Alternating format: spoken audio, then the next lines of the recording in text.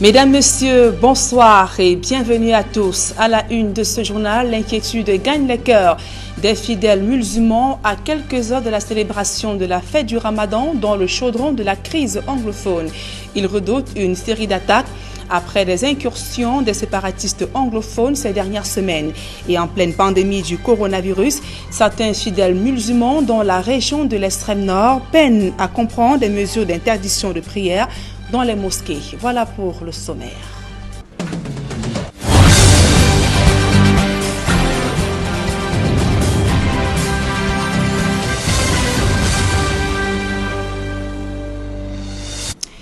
Mesdames, Messieurs, une fois encore, bonsoir et merci d'honorer ce rendez-vous de l'information sur Equinox Télévision.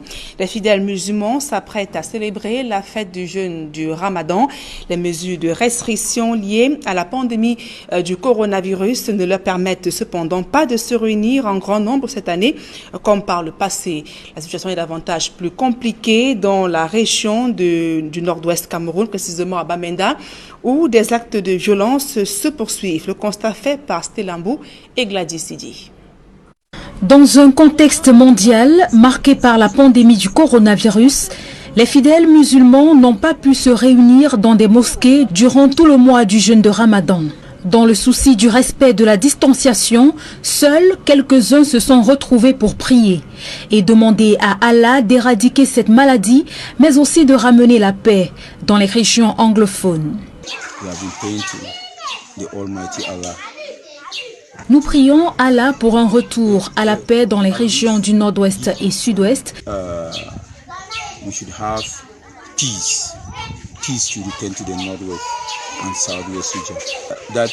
Et concernant le coronavirus, que Dieu apporte une solution. Nous demandons au Seigneur la paix dans ce pays. Si on a la paix, tout cela ne pourra nous arriver.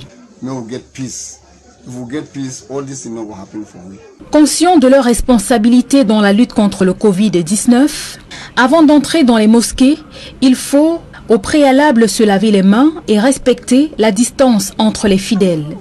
La ville de Bamenda est paralysée, les populations ont du mal à se ravitailler en denrées alimentaires. Les fidèles musulmans ont pu bénéficier du soutien des autorités. Le ministre délégué auprès du ministère des Relations extérieures chargé du Commonwealth leur a offert des cartons de sucre et de dattes.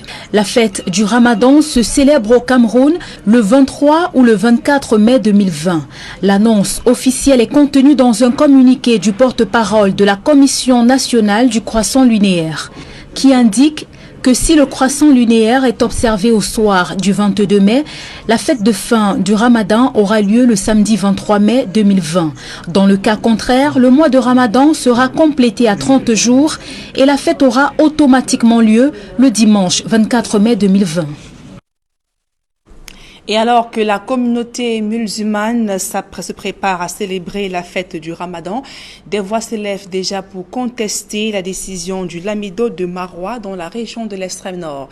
Sa Majesté El Hadj Bakari Yerima interdit la prière de rupture de fin du mois de Ramadan en raison de la pandémie du coronavirus. Amadou Daïrou et Julien Berthe-Bissaï. À quelques heures de la célébration de la fête du Ramadan, les fidèles musulmans du département du Diamaré sont en colère contre le Lamido de Maroua. Sa Majesté El Hadj Bakari Yerima vient d'interdire à travers un communiqué la prière de rupture de fin du mois de Ramadan en raison de la pandémie de coronavirus. Je suis très contre cette décision, une décision qui n'est pas donnée dans tous les pays. Ce n'est qu'à Maroua et plus particulièrement dans le Diamaré qu'on n'assiste pas à la prière de Ramadan là. Vraiment, c'est pas sérieux. C'est bafouer la religion musulmane.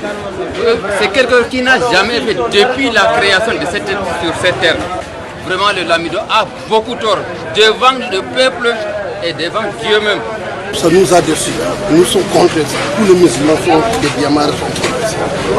Pour ces fidèles musulmans, il n'est pas question que les marchés tournent en plein régime et les mosquées fermées. On ne peut pas comprendre que les marchés fonctionnent, les bars fonctionnent, les restaurants fonctionnent, toutes les activités fonctionnent, sauf les prières, sauf les mosquées qui ne fonctionnent pas, ou les prières de la fête qui ne fonctionnent pas. Nous voulons vraiment qu'on respecte les mesures barrières et qu'on laisse les musulmans prier. Face à la détermination du Lamido de Marois de mettre en application sa décision, les fidèles musulmans appellent le gouvernement au secours. Nous sommes contre cette décision et nous souhaitons qu'on le revoie et que le gouvernement essaie de rappeler à l'ordre aux chefs traditionnels. En attendant le jour de célébration de la fête du Ramadan, les commerçants font de bonnes affaires. Et sur le terrain de la lutte contre la pandémie du coronavirus, des gestes barrières enseignés aux jeunes des écoles primaires dans la faveur du projet École sans Covid lancé à Yaoundé. L'initiative est soutenue par le ministère de la Jeunesse et de l'Éducation civique. Il vise donc à préserver les jeunes du primaire, du secondaire et ainsi que du supérieur de la pandémie du coronavirus dès la réouverture des écoles le 1er juin prochain. D'autres précisions dans ce reportage de Aïe Cyril. De jeunes élèves et écoliers à qui l'on inculque des gestes barrières au coronavirus. C'est une espèce de répétition générale avant la reprise des cours annoncée pour le 1er juin prochain. Nous avons donc voulu apporter une solution innovante. Nous fabriquons des gels, nous fabriquons des visières, nous fabriquons des solutions, mais comment est-ce qu'on pourrait mettre en place cette solution? L'enfant, quand il est au centre de l'école, il touche à gauche, il touche à droite, il n'a pas de désinfectant à main. Le problème n'est pas de distribuer un outil. Le problème, c'est le package. Le problème, c'est de donner un kit complet. Le projet École sans Covid est soutenu par les pouvoirs publics, notamment le ministère de la Jeunesse et de l'Éducation civique, d'autant qu'il rentre en droite ligne de la stratégie nationale de riposte contre la propagation du coronavirus au Cameroun. L'idée de École sans Covid-19 rencontre très facilement l'idée de fin d'année scolaire sans Covid-19. Nous sommes rassurés et nous le sommes, d'autant plus que cette idée va aider le gouvernement également de disposer dans le cadre de ce projet au moins d'un relais à tous les niveaux. Et ce relais permet qu'on rende disponible l'offre de produits. Il y a le ministère de la Jeunesse et de l'Éducation civique. Il y a aussi son bras séculier, à savoir le Conseil national de la jeunesse du Cameroun. Le projet École sans Covid cible la chaîne éducative en général, mais davantage la jeunesse scolaire et estudiantine du Cameroun. Il ne s'agit pas que des élèves qui sont à Yaoundé, mais il s'agit des jeunes sur l'étendue du territoire national, donc à partir des communes jusqu'au niveau national. Et donc pour ça, nous interpellons fortement les jeunes entrepreneurs qui se sont déjà lancés dans la fabrication des gels, des masques, et tout ça pour pouvoir respecter les mesures barrières qui ont été mises sur pied par l'OMS et par le gouvernement camerounais. Initiative sociale lancée par l'incubateur Coupe Lap. Le projet École sans Covid vise à accompagner les établissements scolaires, extrascolaires, universitaires publics et privés dans la lutte contre la propagation du coronavirus au Cameroun. Et après avoir déconseillé le Covid organique, un protocole à base de plantes médicinales mis sur pied par des chercheurs malgaches, l'OMS fait volte-face dans un entretien par visioconférence avec le président malgache. Le directeur général de l'OMS affirme que l'organisation est prête à accompagner l'État malgache dans ses recherches. Une fois de plus, Aïe Cyril.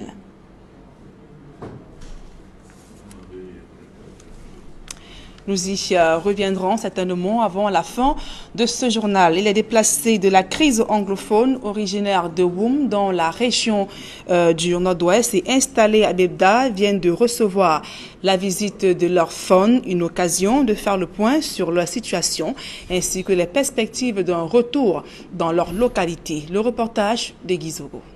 Vraiment un peu d'enfant. Un faune à Ebebda, c'est l'une des surprises de ce 20 mai 2020 singulier. Le faune de Woum, dans le nord-ouest, a rendu visite à ces sujets déplacés de la crise anglophone dans cet arrondissement du département de la Léquié. Nous sommes dans la semaine de l'unité nationale. Le Cameroun, c'est un pays qui est indivisible. Je suis chef à cause de mes populations. J'ai une population de plus de 21 000 qui sont vraiment déplacés, qui sont dans les brouilles, qui sont vides dans de mauvaises conditions. Vraiment, je me suis levé aujourd'hui à partir de cette semaine jusqu'à je vais continuer à faire le tour dans le pays, malgré qu'il y a le Covid-19. Évoquant la situation à Woum, le faune explique qu'elle revient progressivement à la normale. Je suis un papa et je dois rassembler les enfants qui sont en brousse, qui font ces actes-là. Ils ne connaissent pas ce qu'ils sont en train de faire. Et vraiment, il y a la paix qui rentre déjà dans nos régions. ça se calme déjà, et tout est en train de revenir ok. Sur place à Ebebda, les déplacés décrivent un contexte contrasté dans lequel ils vivent. Se retrouver dans le village de quelqu'un, ce n'est pas facile. Première chose qu'on souffre de ça, c'est des maisons. Parce que tu vois qu'en location, on est en location. Chez nous, on ne souffre pas de location. Tu avais quand même ton petit cabane, tu avais ta maison, tu partais dans ton champ. Je n'ai pas le problème depuis longtemps que je suis arrivé ici. Ou bien nous avons arrivé ici. Le chef est derrière nous, avec tous les notables du village. Et les grands-mamans qui sont au village. On n'a pas à voir le problème. C'est lui qui nous a aidés avec toutes les choses. Il a pourtant le don à nous. Il achète peut-être les plantains, les maniocs, les maïs. Hôte de la communauté déplacée de Woum, le chef de Bebda appréhende les difficultés qui vont s'accumuler si ce conflit perdure. Je crois qu'on ne peut que souhaiter que cette crise s'arrête. Parce que si ça s'allonge, ça va coûter plus cher. On risque d'être dépassé. Pour le moment, on tient le coup parce que c'est encore récent. Les gens, il y a des bonnes volontés qui viennent de temps en temps. Cependant, l'espoir est nourri à Woum pour un éventuel retour au vu des signes que relève le fond de cette localité sur le terrain. J'ai commencé à rentrer déjà grâce à les efforts que je suis en train de faire. Ça va aller. Rien ne peut dépasser non. Quand tu es un homme, tu es obligé de faire face au problème et il faut bagarrer, faire sûr que tu remets tout en place. Comme pour montrer aux gens qui sont en brousse qu'ils n'ont pas une place. Ils ont été trompés. Vraiment, il faut qu'ils reviennent dans leur sens normal. On ne peut pas les tuer. Ils sont nos enfants. Peut-être ces populations espèrent avoir rejoint leur terre natale lors de la prochaine édition de la fête de l'unité nationale. Et je vous le disais il y a un instant, l'OMS fait volte-face après avoir fortement déconseillé le Covid organique, cette substance malgache élaborée par Madagascar pour lutter contre le coronavirus. Dans un entretien par visioconférence avec le président malgache, le directeur général de l'OMS affirme que l'organisation se dit prête à accompagner Madagascar dans ses recherches. Le reportage de Aïe Cyril. Contre le coronavirus. Il y a quelques jours, sur des médias européens et notamment français, le président malgache dénonçait le regard condescendant des Occidentaux qui semblaient dénier à l'Afrique la capacité à trouver un médicament pour sauver le monde contre la pandémie du coronavirus. Moi, je pense que le problème, c'est que ça vient d'Afrique. Et on ne peut pas admettre, on ne peut pas accepter qu'un pays comme Madagascar, qui est le 63e pays le plus pauvre du monde, ait mis en place, en fait, ce formule, ce tambave pour sauver le monde. L'Organisation mondiale de la santé notamment se montrait plus critique vis-à-vis du Covid organique. Un protocole à base de plantes médicinales mis sur pied par des chercheurs malgaches. L'OMS redoutait les effets pervers du Covid organique sur les patients, d'autant que les essais cliniques censés apporter la preuve de son efficacité n'avaient pas été effectués. Des accusations balayées du revers de la main par le président malgache. Quand on parle d'un remède traditionnel amélioré, le système de validation est différent de celui d'un médicament. On ne mène pas des essais cliniques, mais plutôt une observation clinique selon les indications du guide élaboré par l'OMS. Et c'est ce que nous avons fait. Nous avons respecté les normes éthiques reconnues universellement en matière d'études et de recherche clinique. Quelques jours après cette sortie, un échange par visioconférence entre le président malgache et le directeur général de l'OMS a tout changé. L'Organisation mondiale de la santé, dans une volte-face indescriptible, se montre désormais disposée à travailler avec Madagascar. Elle est même prête à signer avec l'État malgache un protocole de non-divulgation des plantes qui entrent dans la composition du Covid organique. On dit Covid organique. Par rapport au Covid organique et concernant la non-divulgation, nous allons signer l'accord de confidentialité. Nous le garderons confidentiel. Et comme vous le savez, nous avons un département de la médecine traditionnelle ce département va s'impliquer, il pourra vous aider. Nous pouvons travailler avec vous également pour affiner les protocoles et vous aider à réaliser les essais cliniques liés à cela. Désormais plus conciliante, l'Organisation mondiale de la santé veut accompagner Madagascar afin de rendre le Covid organique plus scientifique qu'il ne l'est actuellement. Concernant l'étude sur le Covid organique, nous pouvons également vous appuyer. Nous pouvons signer l'accord de confidentialité, comme vous l'avez souligné. Nous pouvons vous aider à le rendre encore plus scientifique, de manière à ce que lorsque les résultats apparaîtront, ils pourront être acceptés à l'échelle mondiale. Au terme de l'échange, le directeur général de l'OMS salue le leadership du président malgache qui a personnellement pris le bâton de pèlerin afin d'assurer la défense et la promotion du Covid organique. Leadership qui laisse croire que le salut du monde pourrait venir de l'Afrique. Il ne faut pas en fait sous-estimer. Tout autre chose à présent, et ça roule déjà entre Tui et Batyenga. Cette partie de la nationale numéro 15 est exécutée à plus de 70% avec en prime la construction d'un pont sur le fleuve Sanaga. Les usagers saluent la venue de cette voie qui relie les départements de la Lekié ainsi que du Bamikim tout en désenclavant certains bassins de production agricole. Reste donc à lever quelques blocages pour que cette voie soit livrée avant la fin d'année 2020. D'autres précisions dans ce reportage de Marcelin Gansop et Emmanuel Job. Même si les travaux ne sont pas encore complètement achevés, il est désormais aisé de partir de Batyenga dans la Lekié pour Tui dans le Bamikim en empruntant une route bitumée. C'est ici à Ballon, du côté de Batyenga, que commence cette route longue de 21 km. Nous sommes partis de Batyenga jusqu'à la fin du projet, au PK 21 300. Nous avons déjà bitumé jusqu'au PK 18 plus 800. Il nous reste environ 3 km et demi pour toute la traversée d'Intui. Aujourd'hui, on nous a rajouté les travaux de voirie. Nous avons 5 km 800. Antui, où le lot 1 de la route nationale numéro 15, Batyenga-Ntui Yoko Lena s'achève. Les travaux battent leur plein, au grand soulagement des populations qui, après plusieurs années d'enclavement, vont enfin voir le bitume passer. Surtout qu'en dehors de la route principale et de la voirie locale, plusieurs aménagements connexes ont été réalisés dans le cadre de ce projet. Parce que Ntui, il y a 2 ans, on faisait 8 heures de temps. Aujourd'hui, c'est 45 minutes pour aller de Ntui pour Yaoundé ou de Yaoundé pour Ntui. Nous sommes satisfaits parce que nous n'en aurons plus les problèmes, soit de pouvoir prendre les produits agricoles d'un lieu à l'autre. Parce qu'au milieu des écoles et des hôpitaux et des hangars, nous avons dans ces travaux connexes des pistes qui ont été prévues. Vous savez, c'est une très grande zone d'agriculture et plus précisément qui produit beaucoup de cacao. Si ces populations peuvent se déplacer d'un coin à l'autre, c'est en partie grâce à ce pont construit sur le fleuve Sanaga en Archigal. Pour les usagers, c'est la fin d'un calvaire qui n'avait que trop duré. Avant c'était mauvais parce que quittant de Yaoundé, il faut que je passe par ça. Arrivé au pont de l'enfance, je viens ici Pantui.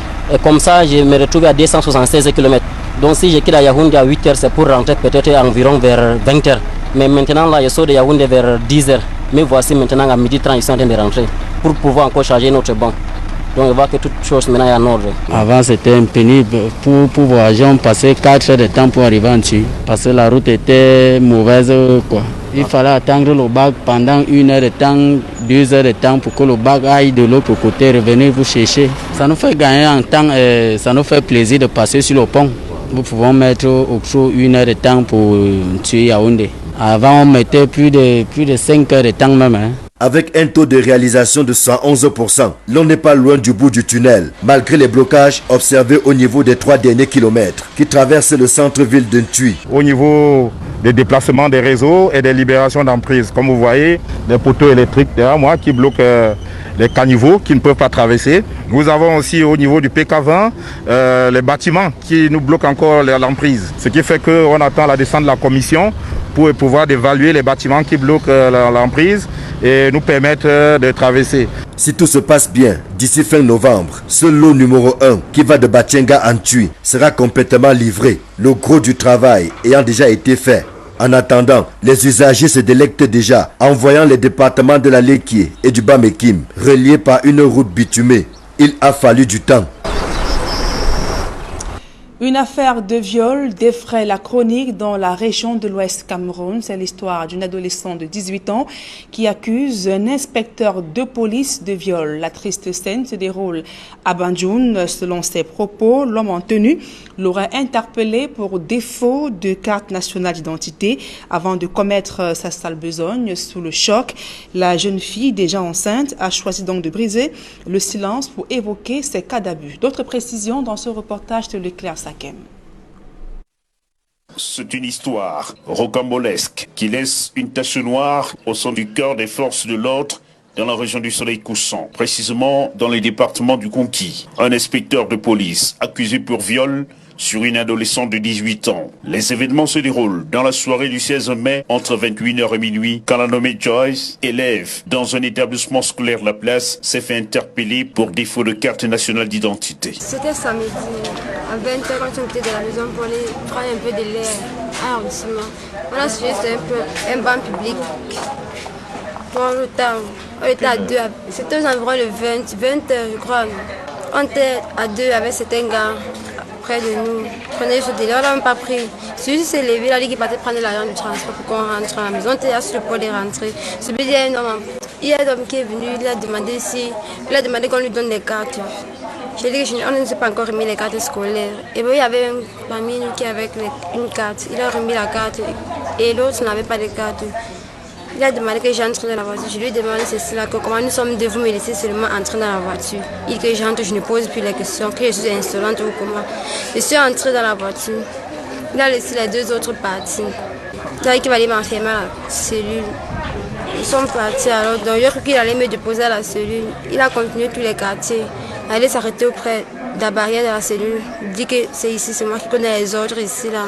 Sauf que loin des regards, l'on passera du contrôle de routine des pièces d'identité à un contrôle de notre char. À s'en tenir aux propos de l'adolescente. Lui s'est monté avec la moto, suppliant le policier, lui disant de me laisser partir.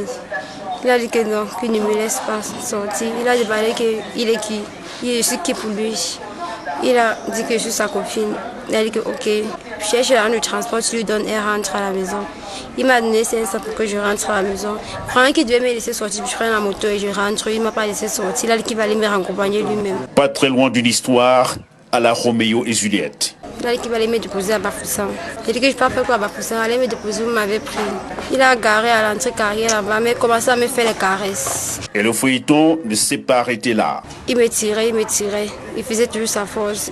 Parce qu'il a réussi à me mettre au sol. Il me soulève les habits. Lui, il est venu me raccompagner. Il a sorti 1000 francs. Il a dit que je fais comme si de rien n'était. J'ai posé son argent sur le siège. Je suis sortie. Il a dit qu'il ne t'inquiète pas pour ce que tu as fait dans ma voiture. Je vais nettoyer le matin. Difficile pour nous de recueillir la version d'essai de l'homme en tenue dont les photos circulent dans les réseaux sociaux. Pour l'instant, une plainte a été déposée auprès du procureur de la République, près des tribunaux de Banjoun, par la famille de la jeune fille pour fait de viol et violence sur femme enceinte. Car, comme renseigne la plainte, la jeune fille portait une grossesse de plus de 26 semaines. C'est donc une affaire à suivre. À présent, ce public reportage dans le cadre de la lutte contre la pandémie du coronavirus. L'entreprise citoyenne Nestlé Cameroun vient d'offrir des dons de produits alimentaires pour contribuer à préserver la santé et le bien-être des familles dans la région du littoral. Reportage. Fidèle à sa mission d'améliorer la qualité de vie et de contribuer à un avenir plus sain, l'entreprise citoyenne Nestlé Cameroun s'engage dans la lutte contre le coronavirus. À la délégation régionale du ministère des Affaires sociales à Douala, 500 cartons de produits alimentaires pour contribuer à préserver la santé et le bien-être des familles en ces temps de Covid-19, gracieusement offerts par Nestlé Cameroun. En tant qu'entreprise citoyenne, nous sentions le devoir d'apporter notre contribution pour accompagner non seulement le personnel médical, mais aussi les patients atteints de Covid et surtout les familles vulnérables. Donc c'est à ce titre que Nestlé Cameroun a choisi d'offrir 500 cartons de produits alimentaires à la délégation régionale du ministère des Affaires sociales pour le littoral, afin de pouvoir apporter notre soutien aux familles vulnérables. Les autorités saluent ce geste de Nestlé Cameroun qui permettra de voler au secours de plus de 2000 personnes vulnérables dans la région du littoral. C'est une sensation agréable, une sensation de plénitude pour nos cibles. Chaque fois qu'elles peuvent recevoir un élan de générosité, c'est toujours pour leur bonheur à tous et derrière des actions ou des gestes que nous encourageons. Le leader en matière de nutrition, santé et bien-être n'est pas à son premier élan de générosité depuis la présence de ce virus sur le sol camerounais. Ce don vient clôturer une série d'actions, d'autres dons qui ont été faits précédemment, notamment un don de 10 tonnes de produits alimentaires offerts au ministre de la Santé publique et un autre don de 10 tonnes de produits alimentaires offerts directement aux structures hospitalières qui sont en charge des patients du Covid dans notre pays. Donc cela rejoint, comme je l'ai dit tantôt, notre raison d'être, qui est d'apporter notre soutien, notre contribution aux familles vulnérables, mais aussi aux familles et aux individus au Cameroun de manière générale. L'entreprise citoyenne réitère son engagement à assurer la disponibilité constante des produits alimentaires abordables et accessibles afin de soutenir les familles à continuer à s'alimenter sainement durant cette crise sanitaire. En plus de secourir le Cameroun, l'entreprise citoyenne au niveau de l'Afrique centrale et de l'Ouest soutient à hauteur de 3,4 millions de dollars plus de 850 000 personnes vulnérables afin d'aider ces pays à combattre le coronavirus. Fin de ce journal, mesdames et messieurs. Merci pour votre aimable attention. Dans un instant, le débrief du journal avec Serge Alain Otto et ses invités sur le plateau d'Equinox Soir. Serge Alain. Voilà, Nadine Yambo, on ira à Maroua où le Lamido El Hadj, Sa Majesté El Hadj Bakari Yerima Bouba interdit tout rassemblement pour marquer la fête de fin du Ramadan du côté de Maroua. Pour lui, il faut respecter la disposition 4, une des 13 mesures édictées par le gouvernement. C'était le 17 mars dernier. Un rassemblement de plus de 50 personnes. Mais lui, il a interdit carrément tout rassemblement. Voilà donc. Bonsoir Nadine. Bon week-end. Et à vendredi. 20h. Bon week-end à vous, Serge. Voilà. Madame, monsieur, dans un instant, la suite. Equinox Soir.